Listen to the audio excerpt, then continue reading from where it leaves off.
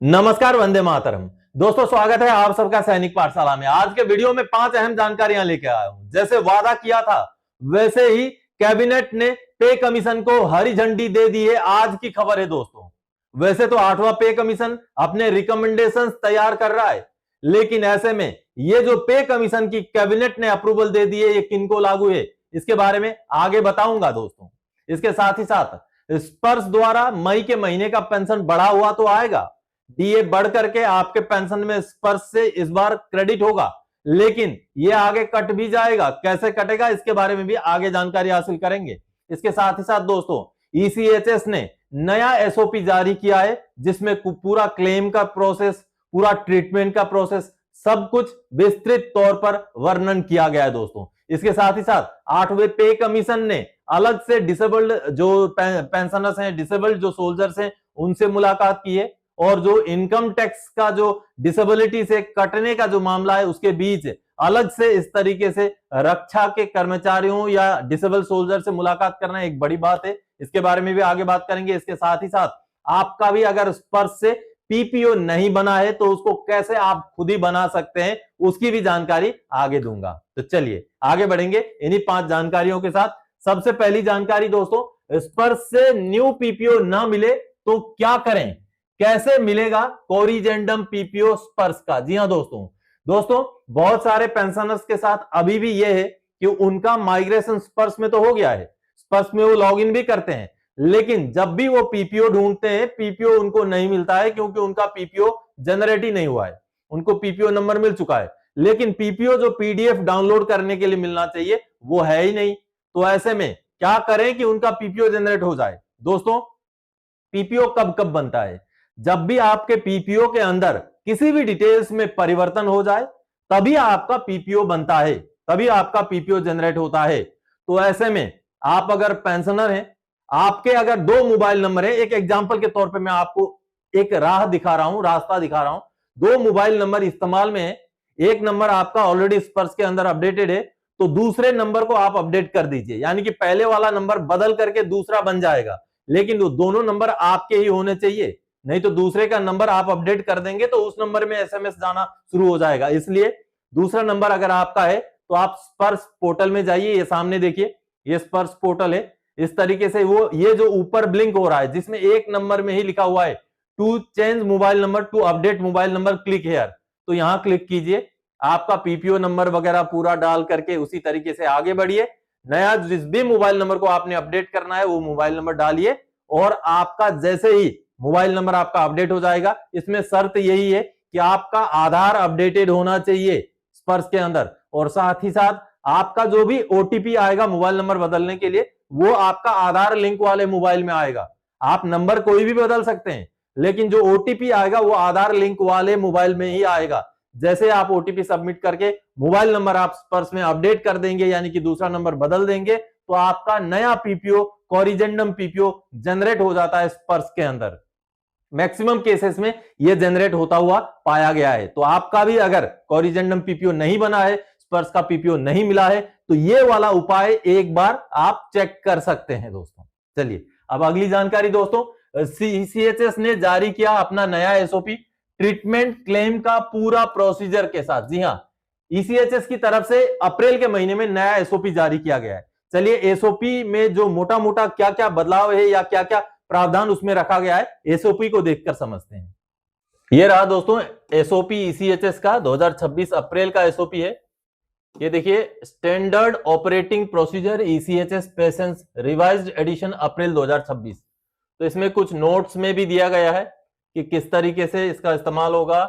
X servicemen contributory health scheme caters for cashless and capless medical care to the ex servicemen ESM pensioners and their dependents through a network of ECHS polyclinics, military hospitals and empaneled government and private healthcare organizations hospitals। देखिए इसमें मोटा मोटा मैं बता देता हूं।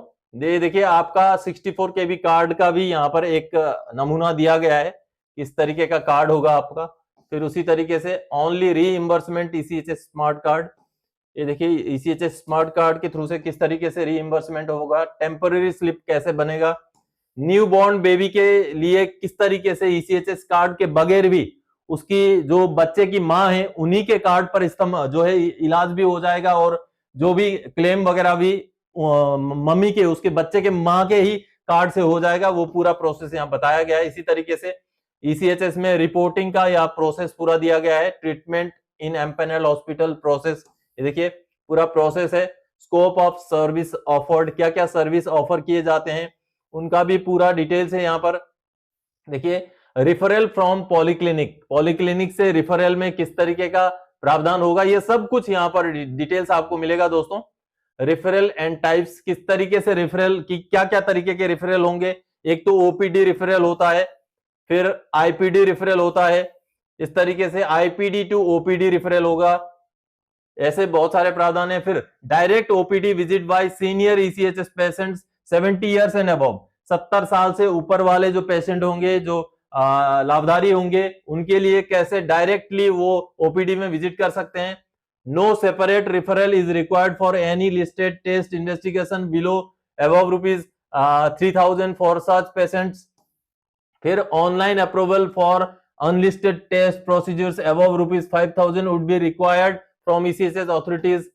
ये देखिए प्रॉक्सी कंसल्टेशन, कैंसर पेशेंट्स के लिए क्या हिदायतें हैं, वो हिदायतें भी इसमें शामिल हैं। Document of treatment in empanel hospital, empanel hospital में ट्रीटमेंट के दौरान क्या क्या डॉक्यूमेंट चाहिए होंगे, वो भी डिटेल्स इसमें इसी एसओपी में है। Approvals in ECHS, recommendations by specialist of military hospital. Major surgeries, major surgeries heart transplant ceiling rate ₹15 lakh हो गया है। Lung transplant ceiling rate 25 lakh हो गया है। Heart and lung transplant combined ceiling rate 35 lakh का हो गया है। तो ये जो मैक्सिमम सीलिंग का जो लिमिट है वो भी चेंज हो गया है। एडमिशन, किस तरीके से एडमिशन का प्रोसेस होगा, इमरजेंसी एडमिशन कैसे होगा, ये सारा चीज यहाँ पर दिया गया है। ये देखिए इमरजेंसी में अगर आपको एडमिशन करना है तो क्या क्या प्रोसेस अपनाया जाएगा, ये सब कुछ इस एसओपी में दिया गया है। ये देखिए पूरा एसओपी इस तरीके से, इमरजेंसी इंटीमेशन रिपोर्ट, ये सारा चीज। वार्निंग क्या दिया गया, provision of treatment in emergency should not be misused either by the ECHS beneficiary or the empanel hospital. Misuse may result in a serious consequences. Benefit of doubt should be given to the patient. देखिए ये कुछ बदलाव हुए हैं, तो इस तरीके से ये लंबा चौड़ा है दोस्तों। प्रोसीजर पूरे दिए गए हैं, किनके लिए कौन से वार्ड अलॉटेड हैं, ऑथराइज हैं, एंटाइटलमेंट है, ये सारा कुछ यहाँ पर दिया गया है। देखिए जिस तरीके का ECHS का ऑथराइजेशन है वो पूरा यहाँ दिया गया है। Any ECHS patients asking for a higher category of ward other than what authorized to him or it may be allowed subjected to availability on payment basis. Difference between amount entitled category and desired category, यानी कि यहाँ एक बहुत बड़ी सहूलियत दे दी गई है दोस्तों कि अगर मान लीजिए जवान है, जवान अगर प्राइवेट वार्ड में या सेमी प्राइवेट में जाना चाहें, जिनको जनरल वार्ड लागू है, अगर सेमी प्राइवेट में जाना चाहें तो वो जो डिफरेंस का जनरल वार्ड और सेमी प्राइवेट के बीच में जो खर्चे का डिफरेंस है वो अगर पेमेंट करके और वहां अगर अवेलेबिलिटी है तो उसको उनको शिफ्ट किया जा सकता है। ये अच्छी बात है। तो इस तरीके से बहुत सारे नए प्रावधान के साथ ये जो है एसओपी जारी किया गया है। ये देखिए अच्छी बात है।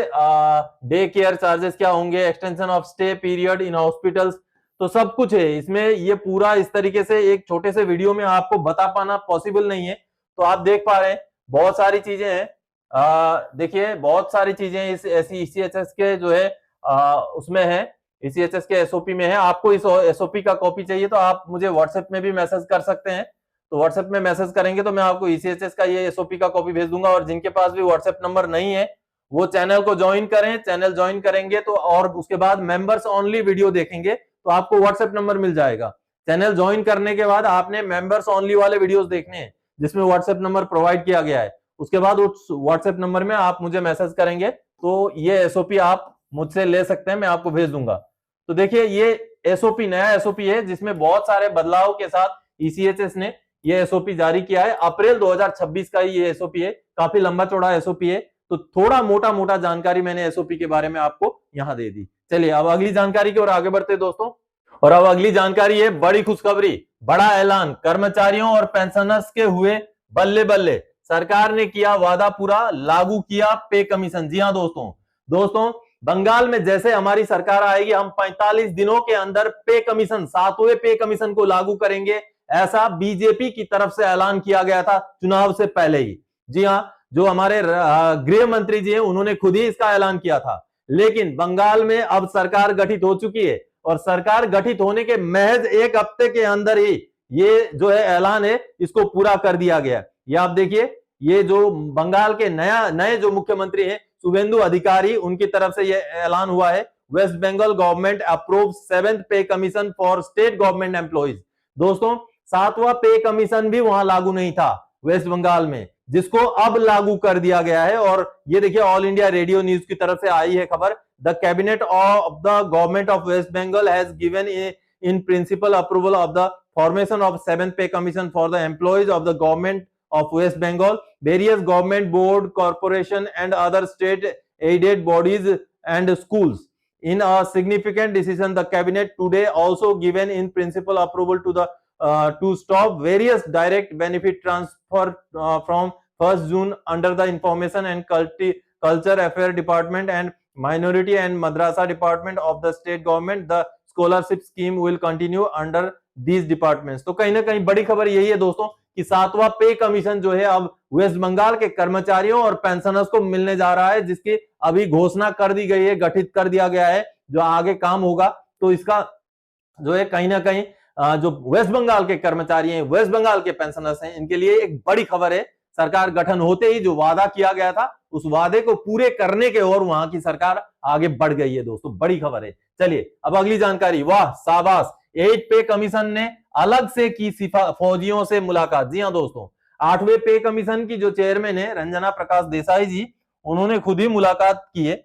ये देखिए एक खबर छपी है, ये रिपोर्ट आई है, 8 CPC panel meets in injured soldiers amid disability pension taxation row. यानी कि जो डिसेबिलिटी पेंशन के ऊपर जो टैक्स वाली बात है उसके बीच में ही पे कमीशन की जो चेयरमैन है, ये देखिए चेयरमैन ने कहां जाकर के 8 CPC central pay commission chairperson justice retired Ranjana Prakash Desai was on a recent visit to the NDA national defence academy में जाके वहां पे जो कैडेट्स हैं उनके साथ मुलाकात की है, कुछ डिसेबल्ड सोल्जर्स के साथ भी मुलाकात की है।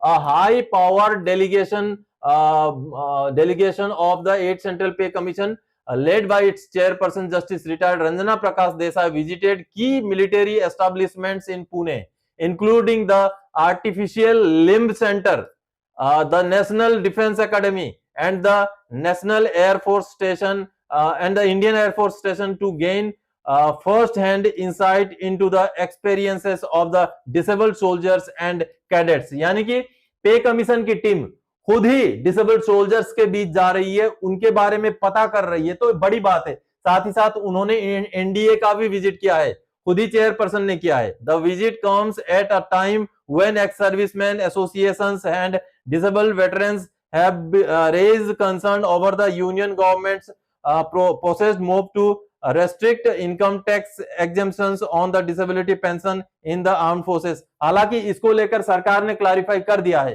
कि जैसे पहले एग्जम्पशन मिल रहा था वैसे ही एग्जम्पशन मिलता रहेगा।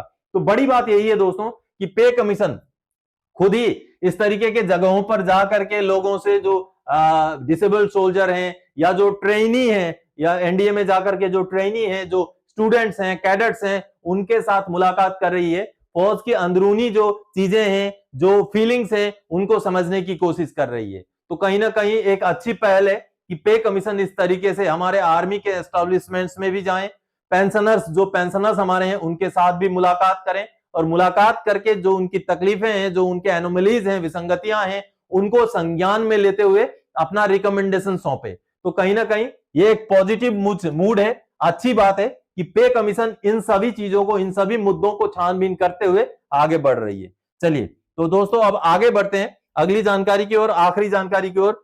स्पर्श से मई 2026 का पेंशन आएगा बढ़ा हुआ, मगर 8 सीपीसी के एरियर में वो सब कट जाएगा। जी हां दोस्तों स्पर्श से मई महीने का पेंशन हमें बढ़ा हुआ आएगा, हमें 60% डीए के हिसाब से आएगा। लेकिन देखिए ये हमें बढ़ा कब से बढ़ा है, 1 जनवरी 2026 से बढ़ा हुआ है ना। अब हमारा 8वां पे कमीशन कब से लागू है, हमारा जो 8वां पे कमीशन का एरियर का कैलकुलेशन होगा वो कब से होगा, वो भी इसी डेट से होगा।